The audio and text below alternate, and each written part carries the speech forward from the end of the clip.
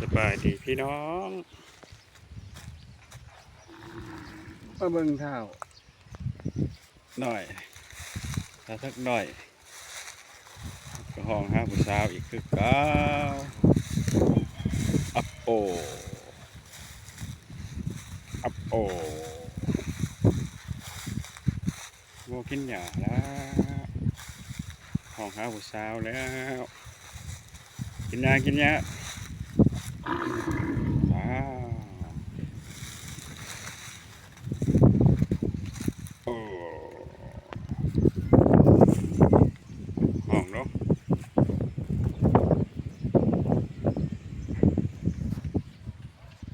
กินยา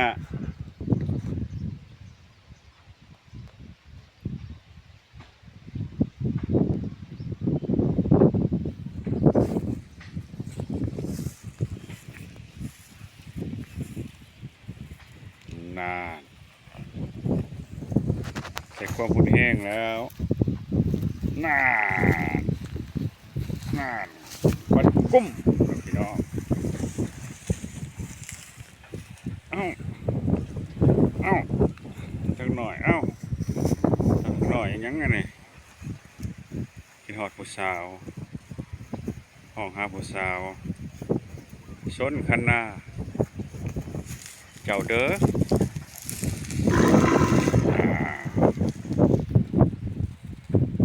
ผู้สาวแล้วบักหนึ่งหน่อยก่อน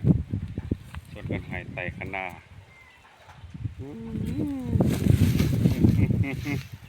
อย่าเด้ออย่าเด้ออย่าเด้อโอ้ยกินยาพุ่นนะ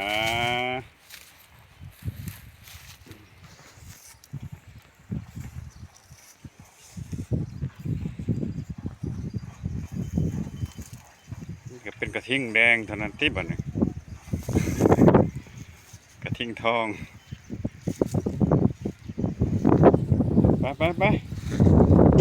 กินยาพุ่นไปกินยา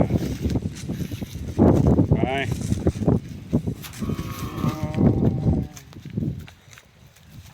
เถิกหน่อยเอ้ย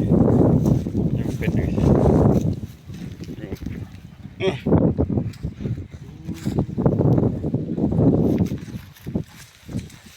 จะได้แข่งเสือคนเก่าแล้วปะก้อนน้ำมันอ่อนใหญ่ไหมพี่น้องใหญ่มากใหญ่ไหม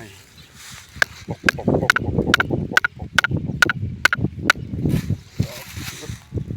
โอ้ง่ายโอเคไปเลยง่าย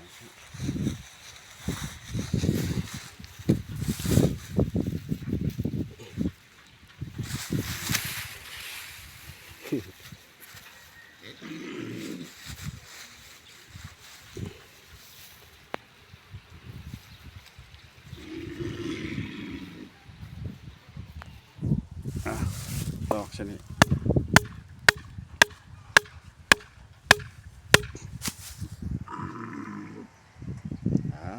ขอมอบขอบใจเด้อพี่น้องเด้อที่เขาเบิ่งเขาส้มเป็นกำลังอกกำลังใจสำหรับคลิปนี้เจ้าไว้สนิทก่อนขอบใจเพื่อนเก่าเพื่อนใหม่ที่ให้การรับชมนำพามาเบิ่งข่าวเถิกน้อยห้องครับผู้สาว